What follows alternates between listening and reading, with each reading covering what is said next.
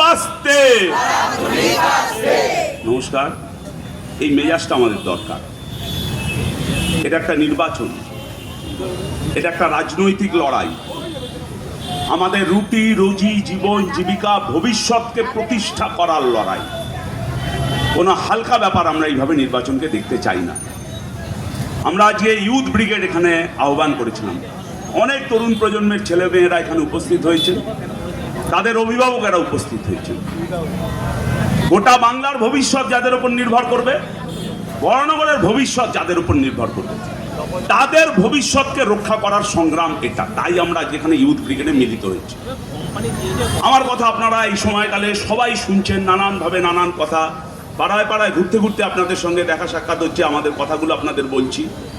কিন্তু যাদের কথা আমাদের এই সময় শোনার জন্য আমরা আরো এখানে উপস্থিত হয়েছি, এই প্রজন্মের এই সময়ের অন্যতম গুণী শিল্পী, মাল্টি ট্যালেন্টেড বলতে যা বোঝায়, নাটকের জগতে যেমন সমানভাবে সাবলীল, সিনেমা পরিচালনার ক্ষেত্রে যেমন সমানভাবে সাবলীল, অভিনয়ের ক্ষেত্রে যেমন সমানভাবে সাবলীল, যার কলমে প্রতিবাদ আগুন ঝরে পড়ে, আবার অনেক হাস্যরসের মধ্যে দিয়ে অনেক কঠিন কথা অনেক তীর্যকভাবে বলবার হিম্মত যিনি রাখেন, সেই সৌরভ পালোধি।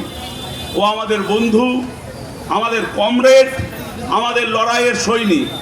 ও উপস্থিত আছে, ওর কথা আপনারা শুনবেন। আমার অন্যতম ফেভারিট শিল্পী গানের জগতে।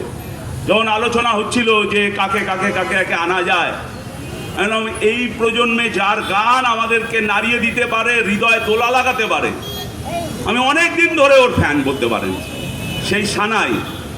তার সঙ্গে আমাদের একটা বাড়তি পাওনা হয়ে গেল। এটা আমাদের একটু কি বলবো, যে এক্সট্রা আমাদের অ্যাচিভমেন্ট হলো। অনুষ্কা, ও আমার অত্যন্ত প্রিয় একজন শিল্পী। ওরা দুজনে আজকে উপস্থিত আছেন। ওদের থেকে আমরা কথা শুনবো, গান শুনবো। তাই আমি খুব দীর্ঘায়িত কথা বলবো না। এটা ঠিক যে রাস্তাঘাটে যান চলাচলের একটু অসুবিধা হচ্ছে। প্রশাসনকে আমরা অনেকদিন আগেই বলেছিলাম, এটার পারমিশন নেওয়ার কথা বলেছিলাম। এটা তৃণমূল বিজেপির মিটিং নয় তো, মানুষ স্বতঃস্ফূর্ততায় এখানে ভেঙে পড়েছে। ধরে বেঁধে এখান থেকে লোক আনতে হয়নি। এবং ওরা যা ভেবেছিল তৃণমূল বিজেপির মিটিংয়ের যা চেহারা হচ্ছে, আমাদের ইউথ ব্রিগেডও হয়তো তাই চেহারা হয়েছে। তাই প্রশাসন নাকে তেল দিয়ে ঘুমাচ্ছিল, আর তার জন্য আমাদের এখানকার এলাকার মানুষকে অনেক অসুবিধার মধ্যে ফেস করতে হচ্ছে।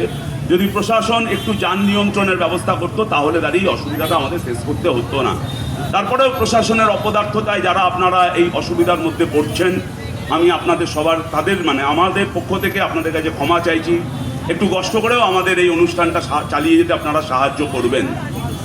এর আগে আমাদের ডাক্তার দীপ্তজিৎ দাস, আমাদের এসএফআইয়ের জেলার সভাপতিও বলেছে, আমি আর দীর্ঘ বক্তৃতা করব না। এই বরানগর বাঁচাবার জন্য আমাদের লড়াই, এই রাজ্যটাকে বাঁচাবার জন্য আমাদের লড়াই। তৃণমূল কত খারাপ এটা আমার বক্তৃতার উপর নির্ভর করে না।